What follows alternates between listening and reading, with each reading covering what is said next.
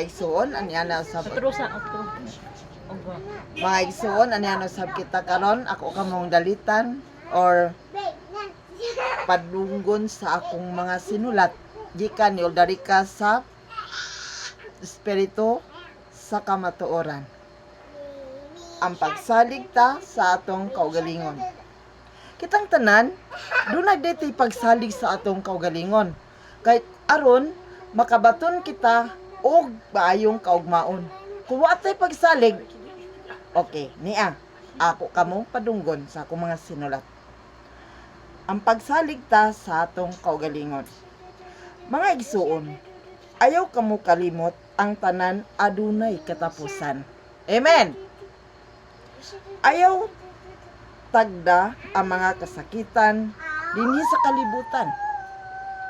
Kay usara day kini kasinugdanan sa atong kabulahanan.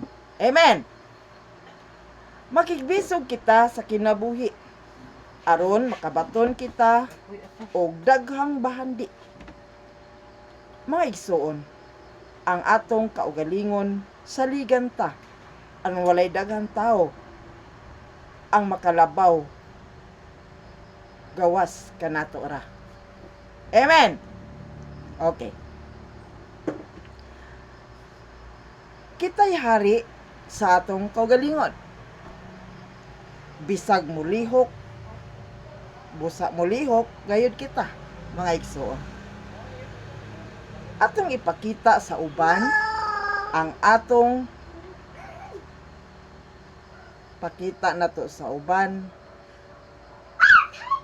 ang atong kaugalingon saligan ta. Walay daghang tao ang makalabaw gawas kanato ra. Kita'y hari sa atong kaugalingon, busa mulihok gayud kita. No? Mga igsuon, ang atong ipakita sa uban ang atong kabililhon sa atong pagkatao. Aron dili kita magkalisod-lisod sa buhat og mga pulong. Kung asang dapita kita mopaingon. Amen. Kinsa nakaingon ngano daghang tao ang nawad-an? Ay.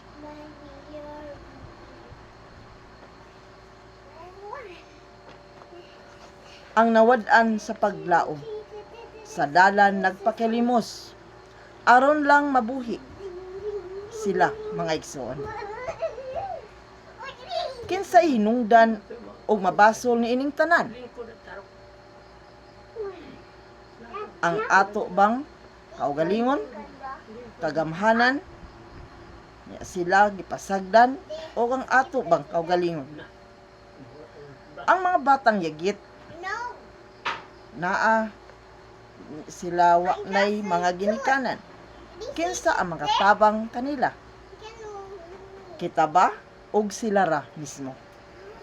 Mga igsuon, kinahanglan magbaton kita og dili kadisa, no? Sa mga tao nga nawad-an sa paglaom, ang mga inosente og salabutan.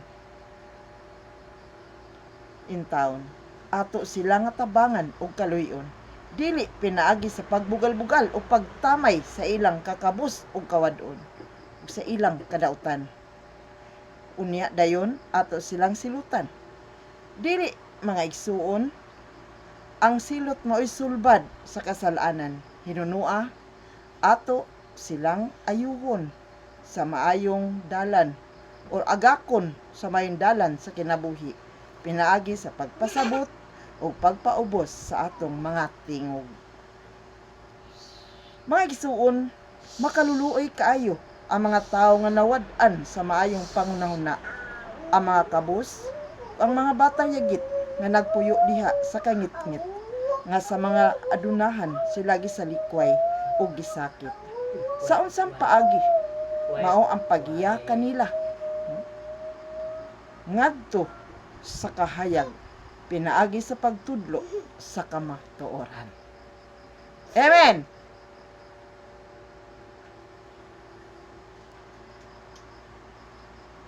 Mga igsuon, Makaluoy kay ang tao nga nawad-an sa mamayong panguna. Ang mga kabus, ang mga batang nyagit nga puyo diha sa kangit-ngit nga sila nangawad-an sa mga nga kangit-ngit sa mga adunahan. Sila gisalikway o gisakit. Sa unsang paagi, mong pagiya kanila ngadto sa kahayag pinaagi sa pagtudlo sa kamatuoran. Ang kamatuoran mao ang paghatag kanila og kagawasan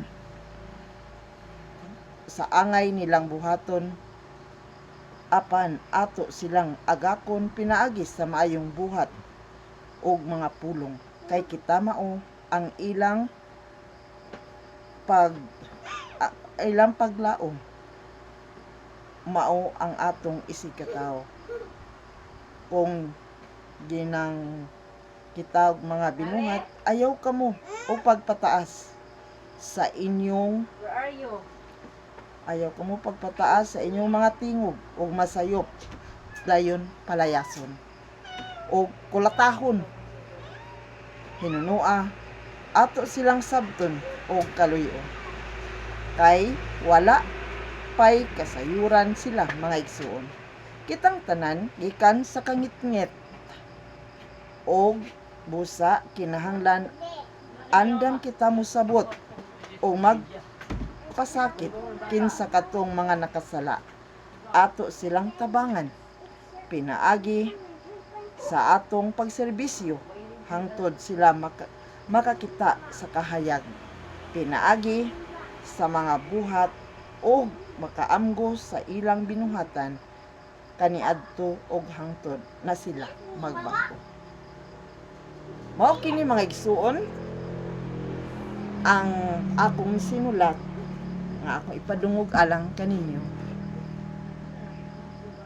Pasayloa lang ko kung ugaling na ay mga maigo or mga masakitan pero gikan kini sa espiritu sa kamatuoran sinulat ni Ordarica Barbas.